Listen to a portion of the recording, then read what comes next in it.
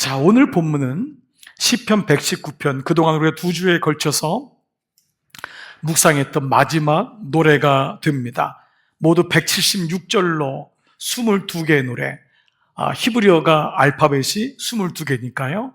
그 처음 자를 따가지고 이제 되는 이 과정에서 우리는 이 기자가 얼마나 말씀을 사모하고 있는지 우리는 알게 되었어요. 매 구절마다 말씀이 없는 구절이 하나도 없듯이 시인은 매 순간마다 주의 말씀이 나를 이끌었습니다. 저는 주님의 말씀이 없이는 살 수가 없습니다. 라고 고백을 하고 있습니다. 자, 그래서 우리는 그동안 이 시인의 귀한 믿음에 대해서 배우게 되었죠. 자, 그런데 오늘 여러분이 매일 성경의 22번째 169절부터 있는 그 소주제가 좀 고딕 글자로 뭐로 나와 있죠? 타부, 여러분 보시나요? 타부 나와 있죠. 이거는 히브리어의 알파벳 T를 말해요. 자, 그걸로 시작하는데 은혜에 의지하는 긴장 상태라는 글로 시작해요. 그러니까 이 주제가 뭐냐 하면 은혜에 의지하는 긴장 상태다. 그러니까 은혜는 값없이 주시지만 당연한 게 아니라는 거예요. 은혜에 의지하지만 긴장한다는 건 뭐냐 하면 내게 은혜가 없을 수도 있겠다라고 하는 마음을 가지고 이 마지막까지 이 긴장 상태에 있는 시인의 모습을 소주제로 딴 거예요.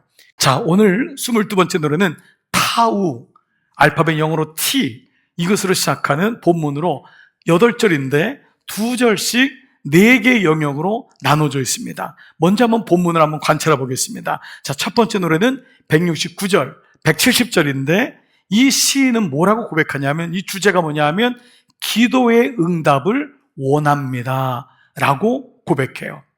자, 이 말씀이 어디 나와 있는지 한번 볼게요. 자, 169절, 170절 같이 한번 읽겠습니다. 여호와여, 시작. 여호와여, 나의 부르짖음이 주의 앞에 이르게 하시고 주의 말씀대로 나를 깨닫게 하소서.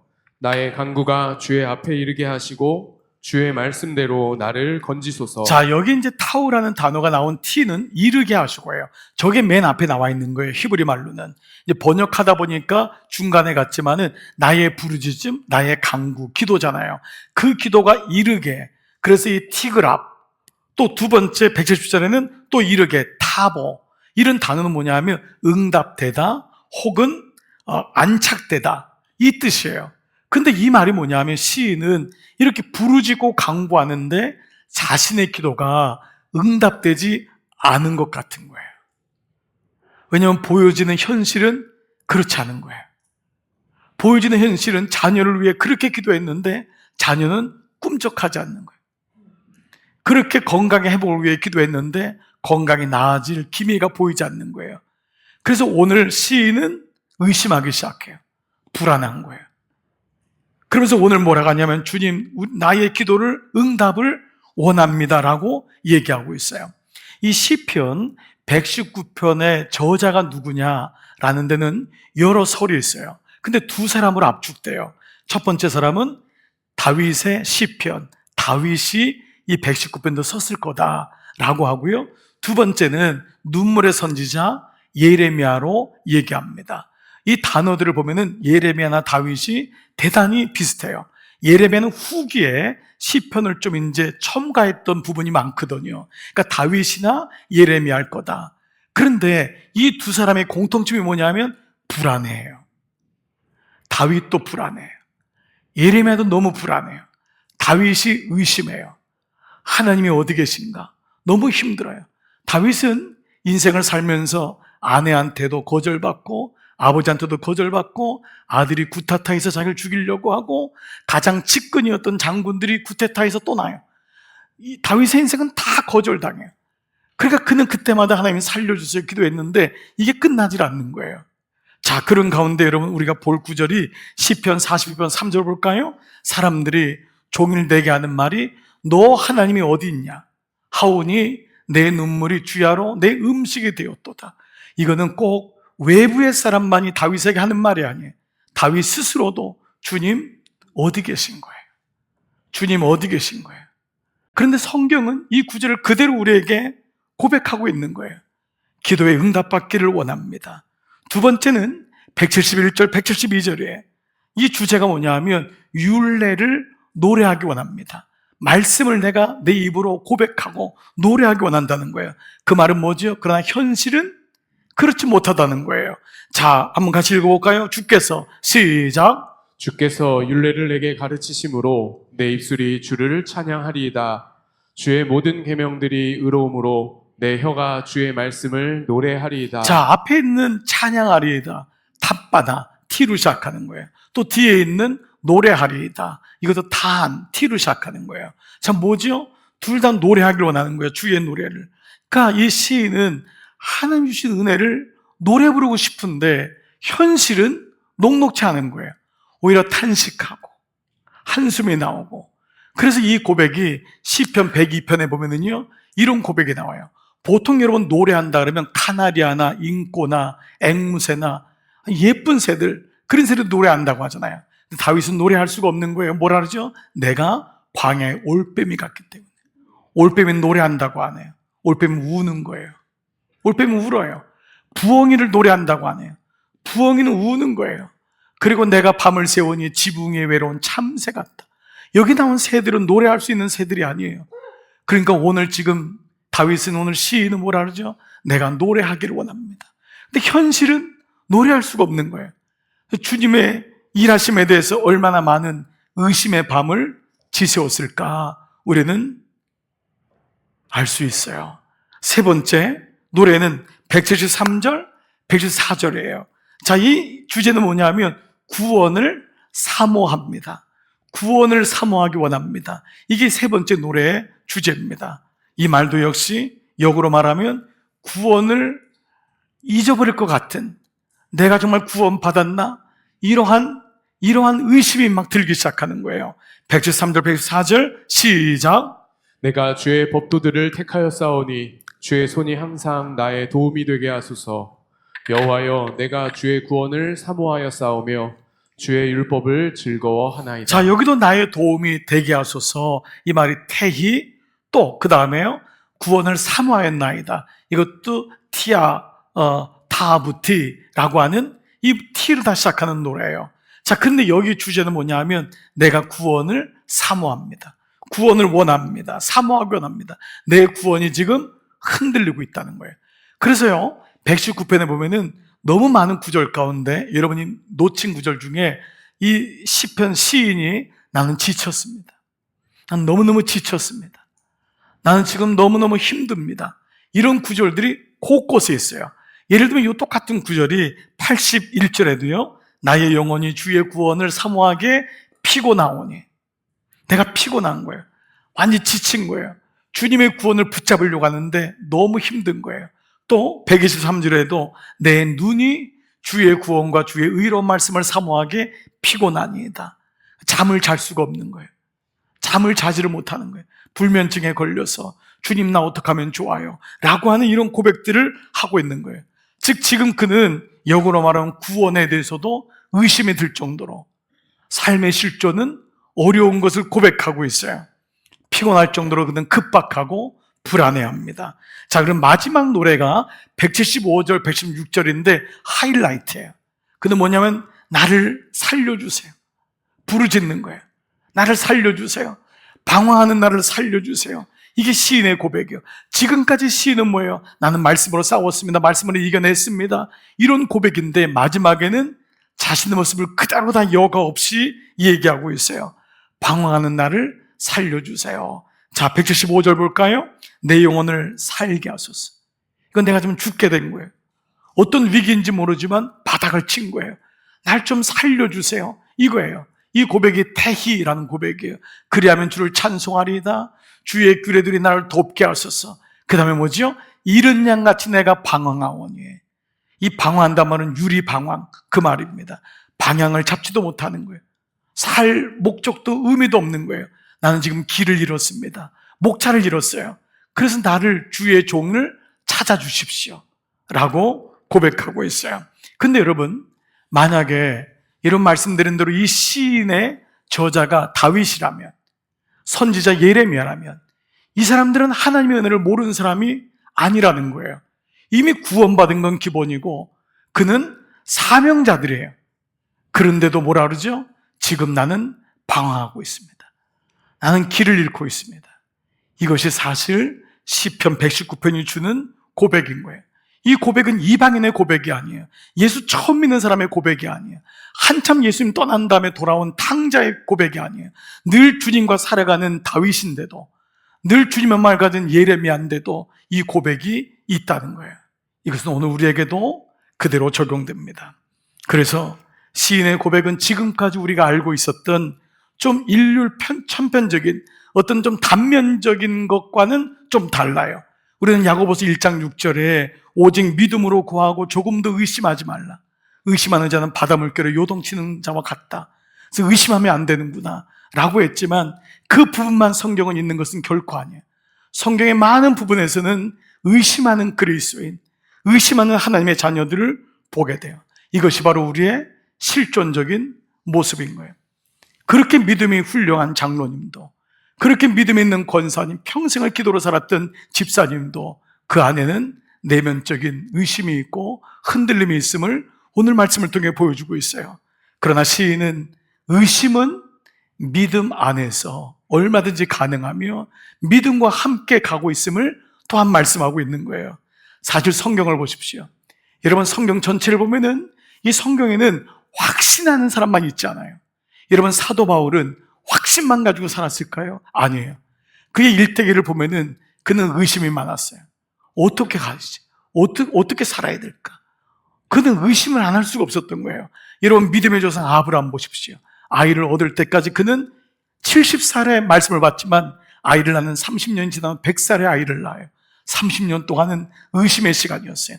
그 가운데 하나님이 그에게 등장한 건 3번밖에 되질 않아요. 30년에 3번밖에 없는 거예요. 그럼 나머지 시간은 의심의 시간을 거칠 수밖에 없었던 것을 보게 돼요. 어젯밤 제가 말씀을 묵상한 다음에 정말 그 말씀을 찾게 됐어요. 하나님의 사람은 다 공통점이 있었어요. 불안해하고 의심하고 내가 가는 길이 맞나? 이런 고백들이 있었던 거예요. 근데 더 놀라운 것은 하나님이 그러한 의심을 용납하고 있다는 거예요. 이게 더 놀라운 거예요. 하나님이 그렇게 의심 많고 불안한 자를 하나님이 세워가고 있다는 것이에요. 이것이 성경을 보는 눈인 것입니다. 마침 오늘은 어버이날이잖아요. 먼저 여러분 부모님 되신 여러분의 수고와 노고에 정말 땀과 눈물에 정말 주님의 위로가 함께 하시기를 정말 기도드리고 싶습니다. 또 여러분들의 자녀들을 향한 주님의 마음이 분명히 있기에 끝까지 포기하지 않기를 기도드립니다. 그런데 제가 여러분에게 한번 이렇게 질문을 한번 드려볼게요. 여러분이 자녀를 기르면서 한 번도 의심해보지 않은 적이 있으셨나요? 여러분 분명히 믿음으로 자녀를 길렀을 터인데 하나님의 선한 뜻이 이루어짐을 믿었을 터인데 한 번도 나는 의심하지 않고 자녀를 길렀다. 이거 한번 손 들어보시면 좋을 것 같아요. 혹시 졸다가 손 드시면 안 돼요. 나는 한 번도 내 자녀를 의심해 본 적이 없다. 하나님의 뜻이 이루어지기 때문에. 아니요. 여러분 매일 의심했을지 모릅니다. 매일마다 그 의심의 구름을 뚫고 갔을지 몰라요. 그러면 장성한 자녀 말고 지금 어린아이나 유아를 기르는 우리 젊으신 부모님들에게 한번 물을게요. 여러분 지금은 아이들이 너무 예쁘잖아요. 앞으로 여러분은 한 번도 하나님의 계획을 의심하지 않을 자신이 있습니까? 없을 거예요. 그런 사람 없을 거예요. 매 순간 우리는 하나님의 뜻에 대해서 의심해요. 뭐지? 라고 생각해요. 여러분 중에는 자녀가 깊은 수렁에 빠지신 분도 있어서 지금 아예 의심의 구름이 빽빽한 분도 있을 거예요. 혹은 우리 교회에도 자녀들을 먼저 천국에 보낸 부모님들도 몇 분 계세요. 그분들에겐 더없이 의심의 깊은 골짜기가 있었을 거예요. 사실 저는 오늘 이 말씀을 묵상하면서 여러분에게 준비하면서 저 자신을 좀 돌아보는 시간을 갖게 됐어요. 저는 사실 목회 축복을 정말 너무 많이 받은 사람 중에 하나입니다. 예수 안 믿는 가정에서 태어나서 이렇게 좋은 교회, 또 여러분과 함께 믿음 생활하면서 제 목회 여정의 마지막을 함께 한다는 것은 너무 큰 축복입니다. 제 친구들이 저한테 너는 기도해주는 부모도 없었는데 어떻게 이렇게 목회 축복을 받았냐. 그때마다 저는 이해를 못하지만 분명히 주님이 정말 축복을 많이 해줬구나.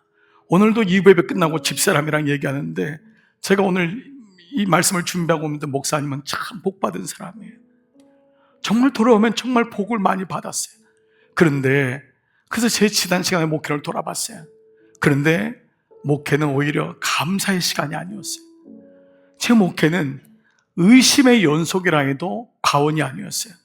처음 신학교를 졸업한 다음에 맡았던 아이들이 학생부였습니다. 중고등부 아이들을 맡아서 열심히 했습니다. 근데 아이들이 쉽나요? 근데 그 중에 고1짜리 아이가 눈에 띄는 거예요. 너무너무 열심히 하는 거예요.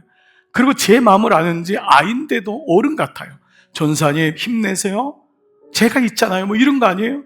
그런 아이가 하나 있다는 게 너무 힘이 됐어요. 부모님도 권사님 네 분인데 얼마나 기도를 열심히 하시고 아이가 너무 신실해서 제가 그 아이 때문에 힘을 냈어요. 근데 어느 날 아이가 길을 걷다가 픽픽 쓰러지는 거예요. 교회 오는 날이 자꾸 줄어드는 거예요.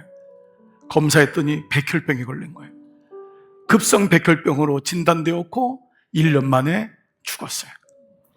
첫 목회, 첫 장례식은 저에게 이렇게 힘이 되었던 고2 아이의 시신이었어요. 그때 의심이 들었어요. 하나님, 이건 아닌 것 같다고. 이건 아니라고. 나이 든 분도 죽음이란 단어가 오면 목회자는 힘든데 17살짜리 죽음을 받아들이면서 첫 목회를 하는 게 너무 어려웠어요. 이건 내가 잘못 들은 것 아닌가? 하나님이 잘못 들어간 건 아닌가? 이런 생각이 들었어요. 이후에 여러분이 알다시피 저는 경상도에서 시골 목회를 했어요. 개척교회를 하면서 그 시간은 계속해서 의심의 연속이었어요. 뭐 하나 되는 게 없는 거예요. 내가 목회자로 부름받은 것조차가 이상한 거예요. 그러다가 하나님이 아이를 주셨는데 아이는 심장병 진단을 받고 3년 동안 병원에 있었어요. 의심이 쌓이기 시작했어요. 이건 아니다. 이건 아니다. 근데 말을 못 하겠는 거예요. 난 목사니까, 전도사니까. 그리고 예수 안 믿는 다 부모님이 있는데 나하고 집사람이 약해지면 안 되겠더라고요. 얘기를 못 하겠는 거예요. 그러나 우리 아내는 계속, 제 아내는 의심이 쌓아가기 시작했어요. 목사가 되었어요. 담임 목회를 하면서 이런 시간들이 계속 오기 시작했어요. 목회는 아무나 하는 게 아니었구나. 목회는 아무나 하는 게 아니었구나. 생각지 못한 일들이 오는 거예요. 교회를 3번이나 건축했어요. 그 사이에서 의심이 계속 드는 거예요. 뭘 해야 될지 모르겠는 거예요. 그렇게 사랑했던 교우가 어느 날 떠났는데 뒤에서 오해하고 음해하는 소리까지 들릴 때 이건 아닌데 뭐지? 예수님의 십자가를 따라간다고 하지만은 의심이 계속해서 들었던 거예요. 50이 넘어서 한참 목회하려고 했는데 병가를 내고 교회를 떠날 때는 또 다른 충격이었어요. 이건 또 뭐지? 가만 돌아보니까 의심 속에서 의심의 연속이 삶의 모습이었음을 보게 되었어요. 그래서인지 저는 지난 5년 전에 제 모교였던 학교에 가서 새 학기에 영성 수련회를 3일 동안 인도해달라고 하는 요청을 받았어요. 그때 이틀째 설교 제목이 의심 가운데 있는 여러분들에게. 제가 그렇게 신학교 때 의심했거든요. 갈 길을 몰랐거든요. 어디로 가야 될지 몰랐거든요. 그 신학생들에게 말한 말씀 중에 이런 내용이 있습니다. 여기 신학생 1학년이 있다면 여러분 앞으로 학부 4년, 대학원 2년, 그 다음에 수련 목회자 3년, 즉 앞으로의 9년은 여러분은 계속해서 의심을 배우게 되는 시간을 갖게 될 것입니다. 그러나 만약에 여러분들이 그 의심을 의심하지 말고 그 의심 안에서 견뎌낼 수 있다면 여러분은 비로소 목사라는 이름으로 의심을 가지고 있는 성도들과 함께 그들을 위로하고 그들과 함께 갈 수 있는 최소한의 자격을 얻게 될 것입니다. 믿음은 의심 안에서 자라기 때문에. 오늘 이 말씀은 우리에게 또 다른 각도로 우리의 삶을 비춰주고 있습니다. 기도의 사람, 하나님의 사람이라고 일컬어졌던 오 할레비스라고 하는 분이 있습니다. 이분이 쓴 책 제목이 영의 기도라고 9장에서 나온 책인데요. 부제가 무력한 심령을 만지는 성령의 도우심. 이 말은 내가 확신이 없고 무력할 때 성령의 도우심이 있다는 거예요. 여러분에게 그 책 중에 한 내용을 말씀드리면서 오늘 말씀을 마무리하고 싶어요. 사랑하는 여러분, 억지로 믿으려 하거나 마음의 의심을 쫓아내려고 너무 애쓰지 마십시오. 여러분, 안 믿어지는데 너무 억지로 믿으려고 하지 마세요. 여러분의 마음속에 의심이 있는데 너무 쫓아내거나 스스로를 자학하지 마세요. 나 왜 이렇게 믿음이 없지? 나 왜 이렇게 의심이 많이 일어나지? 애쓰지 마세요. 그 어떤 문제라도 그것을 주님께로 가지고 나오시면 됩니다. 그게 기도라는 거예요. 그 마음을 그대로 가지고 나오십시오. 그때 기도는 의심이 없는 사람이 드리는 것이 아닌 의심을 가진 사람이 주님께로 나오는 생명의 길이 됩니다. 기도는 의심이 없는 사람이 드리는 게 기도가 아니라는 거예요. 오히려 의심이 많은데 그것을 그대로 가지고 나오는 것이 기도라는 거예요. 만약 우리가 내 확신 가지고 기도한다면 정해놓고 기도할 거예요. 주님, 내 아이 도와주세요. 이러시면 됩니까? 내 사업 도와주세요. 이것은 기도가 아니에요. 이거는 내가 이미 계획해 놓은 것을 가지고 나오는 독백에 불과한 거예요. 기도는 주님, 나 지금 방향을 잃었습니다. 주님, 내가 어떻게 될지 모르겠습니다. 주님, 제 안에 믿음이 생기지 않습니다. 주님, 나는 여전히 의심합니다. 그 마음을 그대로 가지고 나오는 것, 그것이 진짜 기도라고, 하나님이 기뻐하시는 모습이라고 말씀하고 있습니다. 의심이 일어나십니까? 믿음이 연약하다고 느껴지십니까? 두려워하지 마십시오. 예수님께서 나의 믿음이 얼마나, 예수님께 나의 믿음이 얼마나 연약한지를 고백하시면 됩니다. 그때 주님께서 도와주실 것입니다. 사랑하는 여러분, 이것이 오늘 시편의 마지막의 고백이라면 오늘 이것은 우리에게도 놀라운 은혜가 됩니다. 여러분, 목사라고 믿음이 있습니까? 장로님이라고 여기 믿음이 있다고 여러분 장담할 사람이 어디 있습니까? 그런데 그 믿음이 없음을, 내 의심을 그대로 주 앞에 가지고 나오는 것, 그것이야말로 진짜 예배이고, 의심 없는 척하는 것이 믿음이 아니라 내 연약한 마음을 그대로 고백할 수 있는 것, 이것이야말로 주님의 긍휼을 얻는 것입니다. 아이가 커가면서 제 마음에 늘 씁쓸함이 있습니다. 아이가 힘들다고 하지 않는 것입니다. 아이가 저한테 그랬으면 좋겠어요. 아빠, 저 힘들어요. 아빠, 기도해 주세요. 이 얘기가 너무 그리워요. 어느 날 아이가 지 갈 길을 다 가니까 자식같이 느껴지질 않아요. 자식은 약해야지 자식이에요. 자녀는 아파야 돼요. 자녀는 울어야 되는 거예요. 그때 믿음이 흔들릴 때, 의심이 몰려올 때, 그것을 가지고 주 앞에 나갈 때 주님, 우리를 책망하지 않으세요. 우리를 그대로 안아주세요. 오늘 여러분의 믿음이 이 믿음, 시인의 믿음이 되시기를 축복합니다. 그리고 하루에도 몇 번이나 고개를 떨궈야 하는 일들이 생길 때마다 이 직장을 계속 다녀야 되나? 이 가정을 지켜야 되나? 이 사람하고 어떻게 또 살아야 되나? 몇 번이나 하늘을 봐야 될 일이 있을 때마다 하나님은 그것을 아세요. 그걸 다 아세요. 그리고 여러분의 기도를 들으세요. 이것이 오늘 시편 마지막 176절, 이른 양같이 방황하오니 주여 나를 찾아오시옵소서. 나를 찾아옵소서. 이 고백인 줄 믿습니다. 이번 한 주간도 여러분 삶에 이 은혜가 넘치시기를 주의 이름으로 축복합니다.